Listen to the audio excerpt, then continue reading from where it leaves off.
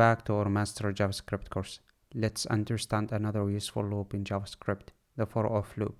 Before we proceed, make sure to watch the for in, while, and do while videos in the channel, and subscribe. That means a lot.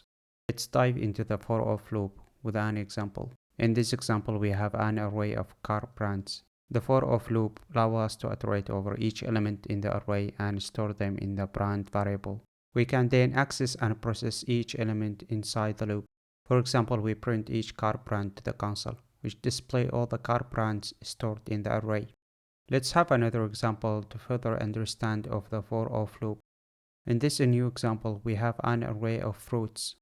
The for-off loop allows us to loop through each fruit and access it using the fruit variable.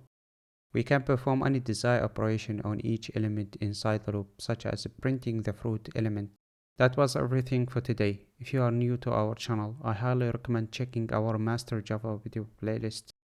Thank you for watching and see you in the next video. Happy coding!